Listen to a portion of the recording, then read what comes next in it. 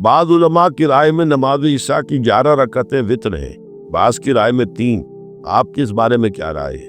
11 بھی وتر ہے اور 3 بھی وتر ہے، یعنی یہ کہ جو بھی 2 سے تقسیم نہ ہو سکے عدد وہ جو ہے وتر ہے۔ تو بعض لوگ جو ہے 1 کے بھی قائل ہیں، بعض لوگ 3 بھی پڑھتے ہیں، تو اس طور سے پڑھتے ہیں کہ پہلے 2 کو نفل کی حیثیت سے ادا کر کے سلام پھیر کے پھر 1 پڑھتے ہیں۔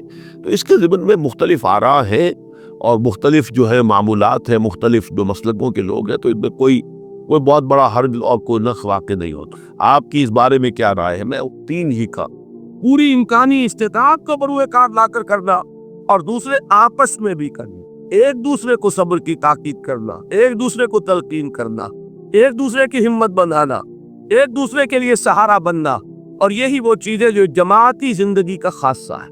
گویا کہ مسلمانوں کو اس راستے پر چلنے کے لیے جو سورۃ العصر سامنے ہمارے کھول رہی ہے، اس پر چلنے کے لیے ضرورت ہے ایک اجتماعی زندگی۔ اچھا، اب آئیے صبر کے مراحل اور صبر کے درجات۔ دیکھیے، میں نے عرض کیا تھا کہ عمل کی پہلی منزل یا ہمارے دینی فرائض کی پہلی منزل کیا ہے؟ اسلام، اطاعت، تقوی، عبادت، خود اللہ کا بندہ بننا، خود اللہ کی اور اس کے رسول کی اطاعت کرنا۔ اگر ہم خود اللہ اور اس کے رسول کی اطاعت نہیں کرتے تو کسی کو کیا منہ لے کر کہے کہ تم اللہ کو مانو اور اللہ کے رسول کو مانو؟ وہ پلٹ کر ہم سے نہیں کہے گا کہ دامن کو ذرا دیکھ، ذرا بندے قبا دیکھ، مجھے کیا نیکی کی تلقین کرنے آئے ہو، ذرا اپنا دامن دیکھ۔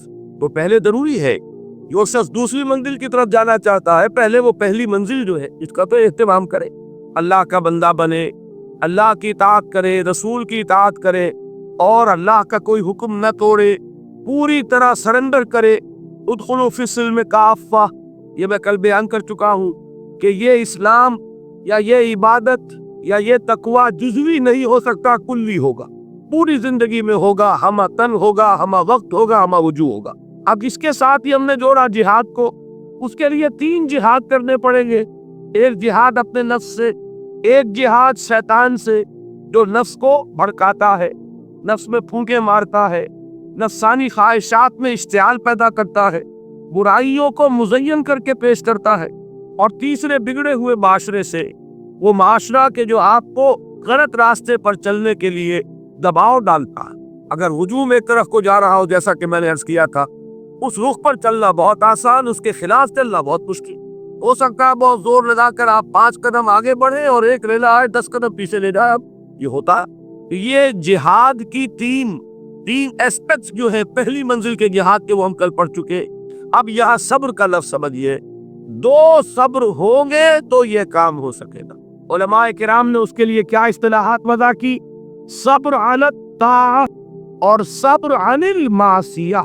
جیسے اطاعت اور تقوی ایک ہی چیز کے 2 رخ ہیں، اللہ کا حکم ماننا اطاعت، اللہ کے حکم کو نہ توڑنا تقوی۔ اسی طرح صبر علی الطاعہ، اطاعت پر جم جانا، قائم ہو جانا، سہارنا، ناگوار چیزوں کو برداشت کرنا۔ بڑی سخت سردی پڑ رہی ہے، فجر کا وقت ہے، گرم پانی کا اہتمام نہیں ہے، اب اس وقت فجر کی نماز کے لیے اٹھنا، ٹھنڈا پانی اگر ہے تو وضو تو کرنا ہوگا، اس ٹھنڈے پانی سے وضو کرنا، اس وقت لحاف سے نکلنا ہی بہت مشکل، ٹھنڈے پانی سے وضو کرنا اور مصیبت۔ یہ جب تک انسان میں صبر کا مادہ نہ ہوگا ممکن ہی نہیں۔ اس کو کہیں گے صبر علی الطاعہ، اطاعت پر صبر کرو۔ ناگواری محسوس ہو رہی ہے، لیکن اس ناگواری کو برداشت کرتے ہوئے انسان اللہ کے حکم کے اوپر جمع رہے، اللہ کے حکم پر عمل کرے۔ یہ کیا ہے؟ یہ صبر ہے۔ اگر یہ صبر نہیں ہے تو ظاہر بات ہے کہ انسان اللہ کے اس حکم پر عمل نہیں کر سکے۔ اسی طریقے سے اب منفی رخ لیجئے، میں نے مثال دی تھی نا، ایک شخص رشوت پیش کر رہا ہے، آپ کہیں میجسٹریٹ ہے یا کہیں آپ اور کسی ایسی پوزیشن میں ہے کہ آپ اس کو کوئی ناجائز فائدہ پہنچا سکتے ہیں، اور وہ آپ کو رشوت پیش کر رہا ہے۔ مال وہ چیز ہے جو نفس کو محبوب ہے، نفس جو ہے وہ آپ کو پٹی پڑھا رہا ہے کہ لو اس کو قبول کر لو۔ اس وقت اگر آپ اپنے آپ کو تھامیں گے نہیں، روکیں گے نہیں، تو کیسے آپ کر سکیں گے اس ٹیمپٹیشن کا مقابلہ؟ یہ ہوگا صبر عن المعصیہ، معصیت سے اپنے آپ کو روکنا اور صبر کرنا۔ دیکھیے اس کی کتنی اعلیٰ مثال ہے سورہ یوسف میں۔ حضرت یوسف علیہ السلام جوان ہے، نہایت حسین ہے، پھر وہ عورت جو ہے امراۃ العزیز، اتنے بڑے سرکاری افسر کی بیوی وہ گناہ کی دعوت دے رہی ہے، اس وقت اپنے آپ کو تھامنا۔ قرآن مجید نے کہا ہے نا کہ وَلَقَدْ هَمَّتْ بِهِ وَهَمَّ بِهَا لَوْلَا رَأَىٰ بُرْهَانَ رَبِّهِ، اس عورت نے تو اس برائی کا قصد کیا ہی تھا، حضرت یوسف کی طرف پیش قدمی کی ہی تھی، یوسف بھی کرتے اگر اپنے رب کی دلیل کو نہ دیکھ لیتے۔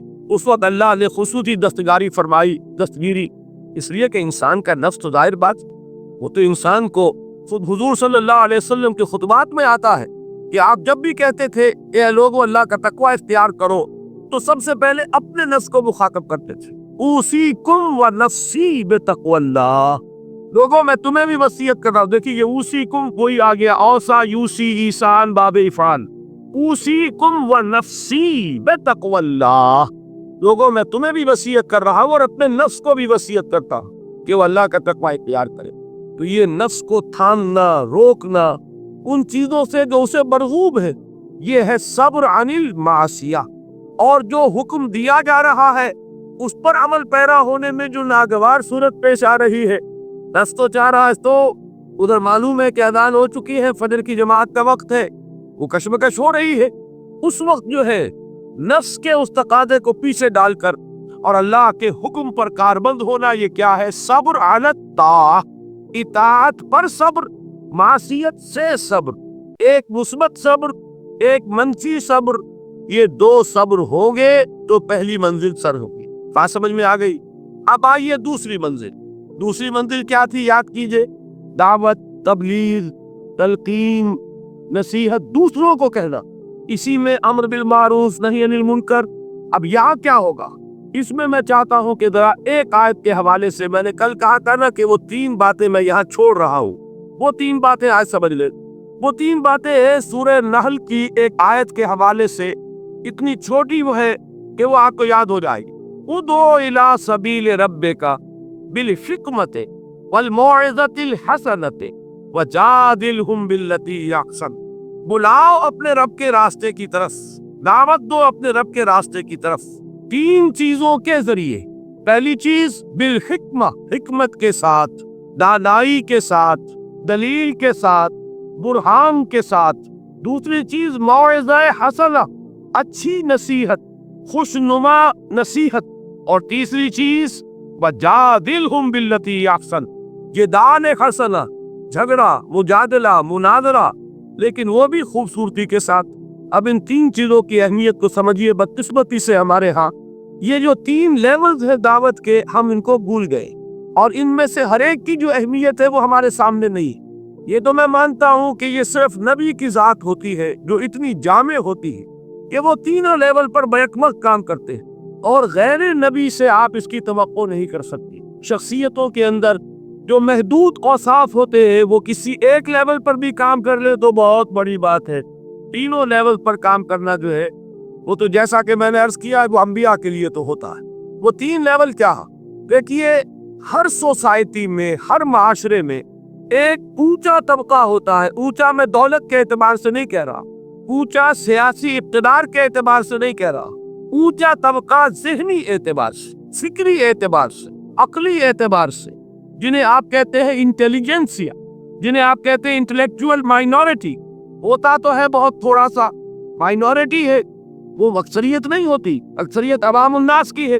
انٹیلیجنسیا تو تھوڑا ہوگا، انٹلیکچوئل مائنورٹی اسے کہتے ہیں مائنورٹی ہے، کہ وہ اقلیت ہوتی ہے، ذہین اقلیت۔ اسی کے لیے ایک اور اصطلاح استعمال ہوتی ہے، دی brain trust of the society. آج کل امریکہ وغیرہ میں تھنک ٹینکس، یہ ایک خاص ان کے ادارے وجود میں آ رہے ہیں کہ مفکرین کو جمع کیا جائے اور ان کی جو فکری صلاحیتیں ہیں ان سے استفادہ کیا جائے۔ اب ایک آدمی جو ہے وہ بظاہر تو بیٹھا نظر آ رہا ہے، کوئی کام ہی نہیں کر رہا، آپ کو کیا پتا وہ فکری اور ذہنی اعتبار سے کس فضا میں ہے، کس عالم میں ہے، وہ کیا کر رہا ہے، کیا سوچ رہا ہے، آپ کو کیا؟ علامہ اقبال کے بعد تفسیریں، آپ تصویریں دیکھی ہوں گی، یوں بیٹھے، معلوم ہوگا بڑا نکما آدمی ہے، یہ کیا سر جھکائے بیٹھا ہوا ہے۔ لیکن آپ کو کیا پتا کہ وہ فلسفے کی کون سی گٹھیاں سی جا رہا، کون سا مسئلہ اس کے سامنے، زمان و مکان کا کوئی مسئلہ ہے، علم کی ماہیت کا کوئی مسئلہ ہے، اور خلطاؤں پہ انسان۔ اب میں کیا عرض کروں، مضمون ذرا ہٹ رہا ہے۔ یہی کیفیت تھی محمد رسول اللہ صلی اللہ علیہ وسلم کی ایک خاص دور میں۔ وحی کے آغاز سے متصل قبل اور وحی کے آغاز کے کچھ دیر بعد تک یہی تفکر غور و فکر میں ڈوبے ہونے کی کیفیت تھی، جس میں کہ خطاب ہوا ہے کمبل میں لپٹ کر لیٹنے والے اب کھڑے ہو جا، اے لحاف میں لپٹ کر لیٹنے والے اب کھڑے ہو جا۔ یہ مزمل و مدثر کیوں کہا؟ کیونکہ جب کوئی شخص غور و فکر میں ڈوبا ہوتا، کوئی فکر ہے ذہن پر، سوچ بچار میں غرق ہے، تو وہ دوسروں سے تعلق منقطع کرتا ہے۔ اور عرب کا ایک صاف مزاج تھا، وہ اپنی چادر اپنے گرد لپیٹ کر یا لیٹ جاتے تھے یا بیٹھ جاتے تھے، اور چادر کو ایک ٹینٹ کی شکل میں اپنے گرد ٹال لیتے تھے۔ اب بھی ہمارے ہاں پاکستان میں پٹھانوں میں اس کا رواج موجود ہے، چادر کا جو وہ استعمال کرتے ہیں، اس کے بہت سے استعمالات ہوتے ہیں، جو کندھے پر چادر پڑی ہوتی ان میں سے ایک یہ بھی ہے، اس کو اپنے گرد لپیٹا اور دنیا سے منقطع کر لیا۔ یہ کیفیت حضور کی نہیں ہے۔ اسی کے لیے تو غار حرا میں جا کر آپ وہاں پر جو کرتے تھے، کیا کرتے تھے؟ ظاہر بات ہے کہ آپ کسی نبی کے امتی تو تھے نہیں کہ اس کے طریقے پر عبادت کرتے۔ اگر آپ نصارہ میں پیدا ہوتے تو حضرت مسیح کے بتائے ہوئے طریقے پر عبادت کرتے، اگر آپ یہود میں پیدا ہوئے ہوتے تو ان کی شریعت کے مطابق عبادت کرتے۔ آپ کو تو ابھی کوئی عبادت سکھائی نہیں گئی، تو کیا کرتے تھے غار حرا؟ یہ ہمارے محدثین کرام نے اس کے لیے یہ الفاظ تجویز کیے ہیں کہ کان صفت و تعبدہ فی غار حرا التفکر والاعتبار، غار حرا میں آپ غور و فکر، سوچ بچار کیا۔ یہ سوچ بچار میں اس طریقے سے اپنے آپ